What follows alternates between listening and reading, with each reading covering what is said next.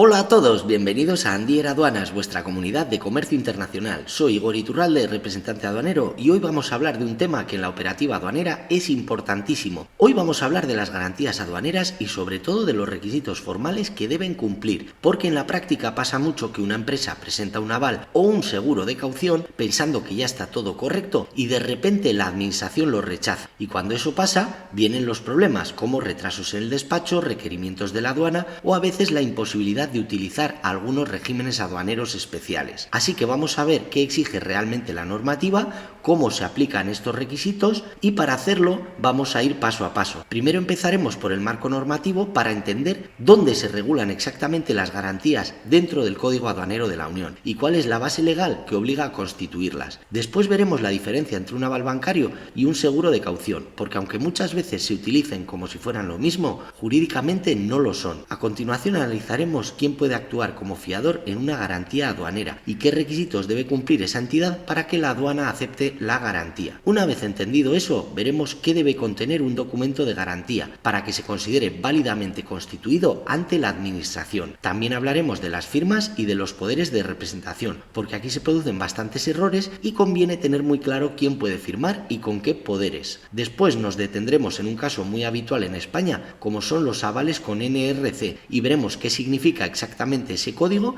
y cómo funciona su sistema de validación. A partir de aquí explicaremos qué tipos de firmas se admiten, es decir, cuándo puede utilizarse una firma manuscrita y cuándo puede utilizarse una firma digital. Luego veremos cómo debe presentarse el documento de garantía ante la administración, porque dependiendo del caso puede bastar con una presentación telemática o puede ser necesario aportar el original en papel. A continuación analizaremos un modelo real de aval aduanero para entender cómo se estructura este tipo de documento y qué datos son imprescindibles. Después repasaremos los errores más habituales, que son precisamente los que suelen provocar que una garantía sea rechazada por la aduana. Y para terminar veremos un ejemplo práctico para entender cuándo procede utilizar un aval bancario en un despacho aduanero. ¡Comenzamos! Lo primero es situarnos en el marco legal, y las garantías aduaneras se regulan principalmente en el capítulo 2 del título 3 del CAU. Este capítulo regula cuándo debe constituirse una garantía, qué tipos existen y cómo se formalizan. Uno de los artículos más importantes es el artículo 92 del CAU, que va a establecer que una garantía puede adoptar varias formas, entre ellas el depósito en efectivo, la garantía global o un compromiso suscrito por un fiador. Y esta última es la que en la práctica encontramos más frecuentemente, es decir, los avales bancarios o seguros de caución. En el lenguaje del día a día solemos hablar de aval, pero jurídicamente debemos distinguir dos cosas. Primero, el aval bancario, que es emitido por una entidad de crédito y en el cual el banco se compromete frente a la administración a pagar la deuda si el operador no lo hiciera. Y el segundo es el seguro de caución, que es emitido por una compañía aseguradora, y aquí la aseguradora garantizará el cumplimiento de esa obligación. La diferencia jurídica es importante, aunque en la práctica los dos instrumentos se utilizan para garantizar la deuda aduanera y fiscal. Esto incluye, por ejemplo, los derechos de importación, el IVA a la importación, posibles sanciones o deudas derivadas de algunos regímenes aduaneros. ¿Quién puede ser fiador? Aquí entra en juego el artículo 94 del CAU, y ese artículo establece que el fiador debe ser establecido en el territorio aduanero de la Unión. Además, debe estar autorizado por las autoridades aduaneras, pero existe una excepción importante. No será necesaria esa autorización previa cuando el fiador sea una entidad de crédito, una institución financiera o una compañía de seguros, siempre que estén debidamente acreditadas dentro de la Unión Europea. Por eso, en la práctica, la mayoría de las garantías aduaneras se formalizan a través de bancos o aseguradoras. Ahora viene uno de los aspectos más importantes. Para que una garantía sea válida ante la Administración, el documento debe acreditar dos elementos fundamentales. Primero, la identidad del garante, debe quedar claro quién garantiza la deuda, y segundo, la voluntad expresa de afianzar la deuda, es decir, el documento debe reflejar claramente que el garante se compromete a cubrir la deuda aduanera y la deuda fiscal, hasta el importe indicado en el documento. Si alguno de esos elementos no quedase claro, la Administración podrá considerar que la garantía no está correctamente constituida, y eso significa que la deuda no está garantizada. Otro punto crítico son las firmas del documento. El aval o el seguro de caución tienen que incluir las firmas de los apoderados de la entidad avalista o aseguradora. Pero aquí hay algo muy importante que muchas empresas no conocen. La firma, aunque sea digital, no demuestra por sí sola que la persona tenga poder suficiente para firmar. La existencia del poder se tiene que acreditar mediante poder notarial, documentación de representación o cualquier medio admitido en derecho. Es decir, no basta con que alguien firme el documento, tiene que poder demostrarse que tenía capacidad legal para hacerlo. Ahora vamos con un concepto muy habitual en España, el NRC o número de referencia completo. Y aunque muchos operadores lo asocian únicamente a pagos a la agencia tributaria, la verdad es que también se utiliza en el sistema de validación de avales. Vamos a explicarlo bien porque entender esto nos va a evitar muchos problemas gestionando garantías. ¿Qué es realmente ese NRC? El NRC es un código único generado por una entidad financiera que permite identificar de forma inequívoca una operación realizada con la agencia tributaria. Dicho de otra manera, es como un identificador electrónico certificado que demuestra que una operación ha sido registrada en el sistema tributario. En el caso de los pagos, ese NRC demuestra que una deuda ha sido pagada, pero en el caso de los avales, el NRC cumple una función distinta. Aquí lo que certifica es que la entidad financiera ha emitido un aval válido a favor de la administración tributaria. ¿Por qué es importante en los avales? Porque el NRC permite a la agencia tributaria verificar automáticamente el aval y no necesita revisar los documentos en papel ni comprobar manualmente los poderes de representación. Es decir, cuando un aval tiene NRC, la administración puede comprobar electrónicamente que el aval existe, la entidad financiera lo ha registrado, el importe es correcto y el beneficiario es la agencia tributaria. Y eso hace que el proceso sea mucho más rápido y seguro. ¿Cuándo se presume que el firmante tiene poder suficiente? Según los criterios que tiene la agencia tributaria, se va a considerar que la persona que firma el aval tiene poder bastante cuando se cumplan tres condiciones. El aval tenga NRC, el beneficiario del aval sea la agencia estatal de la administración tributaria y la entidad avalista esté adherida al sistema de validación de avales mediante NRC. Cuando esas tres condiciones se cumplan, la administración entiende que el aval ha sido validado previamente por el sistema financiero. Por tanto, no es necesario comprobar individualmente los poderes del firmante y eso simplifica muchísimo el procedimiento. ¿Y qué significa que el banco esté adherido al sistema? Pues significa que la entidad financiera tiene un acuerdo operativo con la agencia tributaria para poder emitir avales que puedan ser verificados electrónicamente.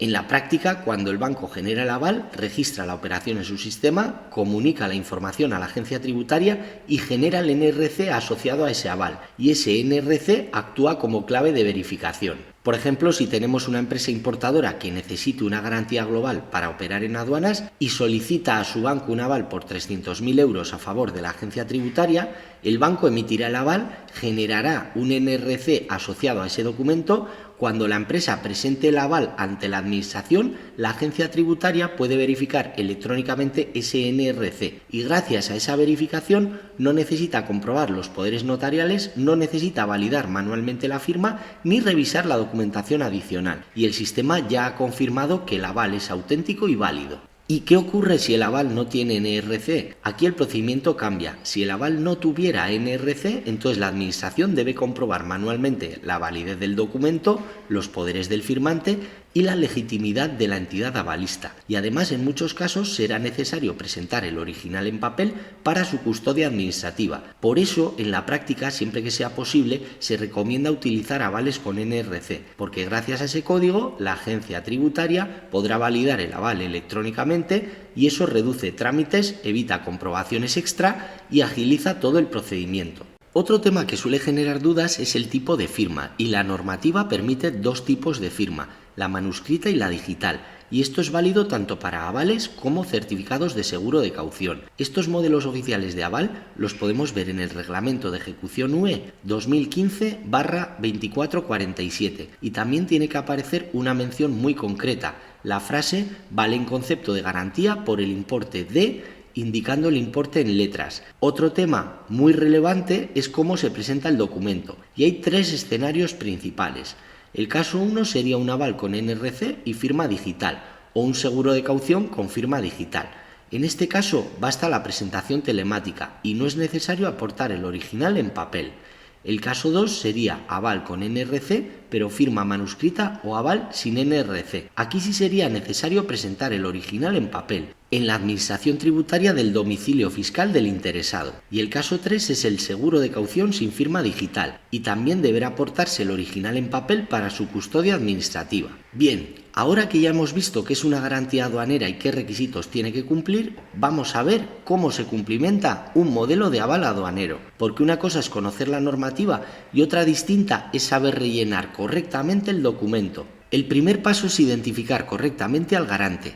Lo primero que tiene que quedar absolutamente claro en el aval es quién presta la garantía, es decir, la entidad avalista. Y aquí normalmente hablamos de un banco o de una compañía aseguradora. En el documento deben aparecer datos como el nombre completo de la entidad, su NIF, su domicilio social, y esto es importante porque la aduana necesita saber quién va a responder si el operador no paga la deuda aduanera. Si la identificación del garante no es precisa, es incompleta o fuera ambigua, el aval puede ser rechazado. Así que aquí, cuanto más claro y más completo esté el dato, mejor. El segundo paso es identificar al operador garantizado, que es la empresa o persona que realiza las operaciones aduaneras. Y aquí tienen que aparecer nombre o razón social, NIF, número EORI y domicilio fiscal. Esto es importantísimo porque el aval siempre garantiza la deuda de un sujeto concreto. La aduana tiene que saber exactamente qué operador es el que está cubierto por esa garantía. El tercer paso es identificar correctamente quién es el beneficiario del aval.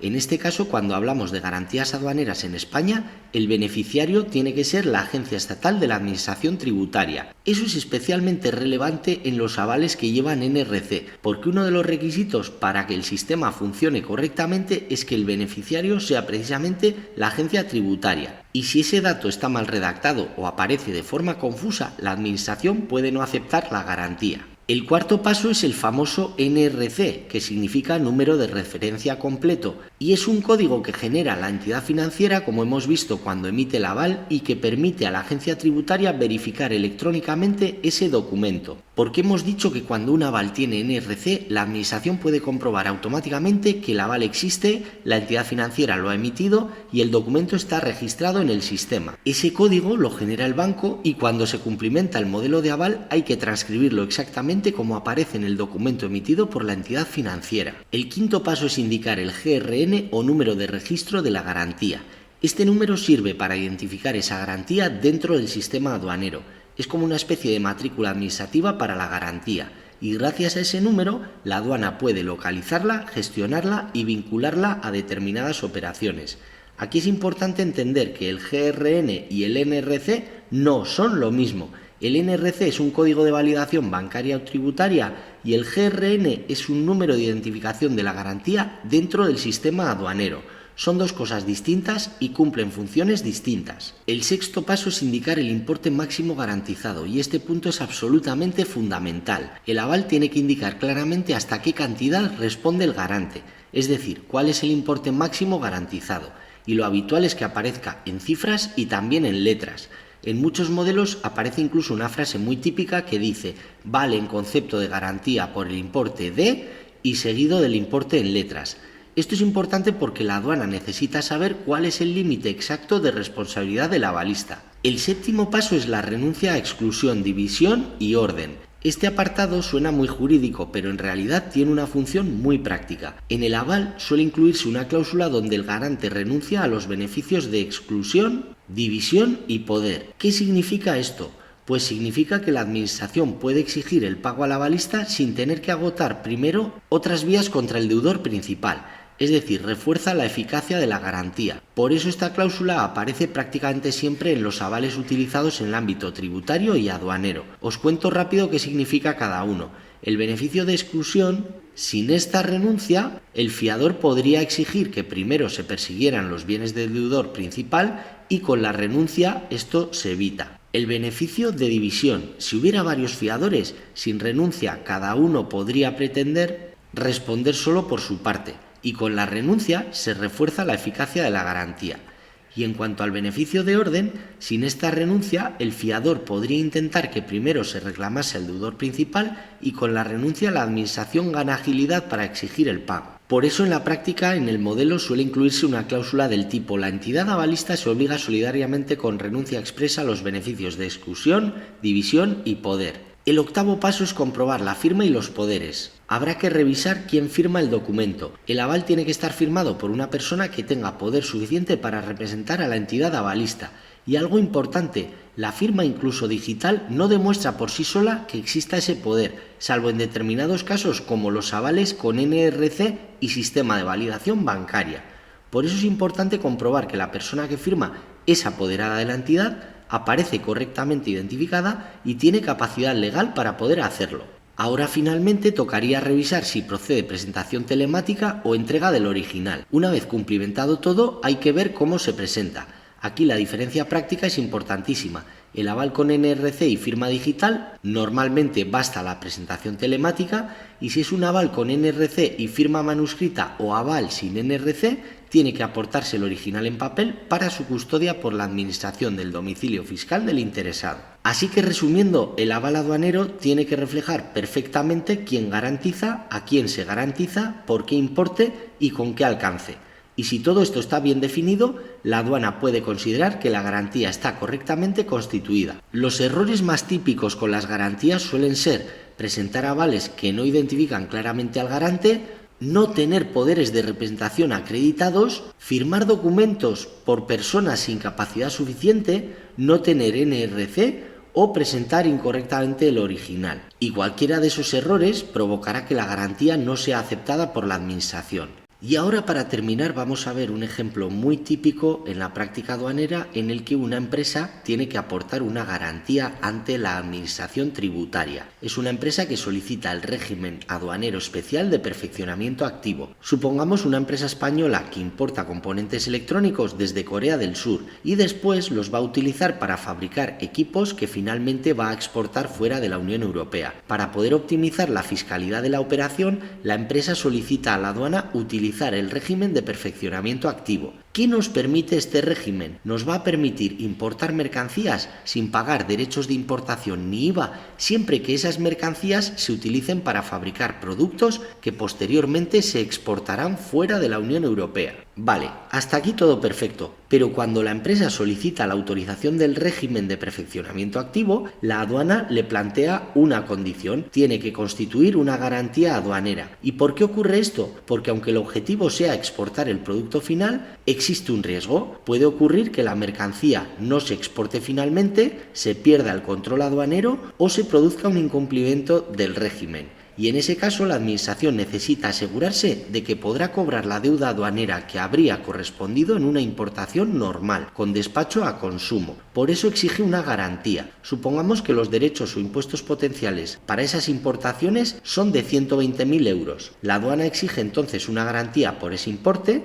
La empresa tiene dos opciones. Primera opción, solicitar a su banco un aval bancario, o segunda opción, contratar con una aseguradora un seguro de caución. Y una vez emitida la garantía, la empresa la presenta ante la Administración y si todo está correcto, importe, identificación del operador, firma válida y resto de requisitos, la aduana acepta la garantía y concede la autorización del régimen. A partir de ese momento la empresa puede operar bajo perfeccionamiento activo sin tener que pagar derechos de importación en cada entrada en mercancía. Y este es exactamente el tipo de situación para la que están pensadas las garantías aduaneras. Así que las garantías aduaneras son un instrumento jurídico que asegura el cobro de la deuda aduanera a la agencia tributaria y por eso la normativa exige una formalización muy rigurosa. Si el documento no cumple todos los requisitos, la garantía no existe jurídicamente para la Administración.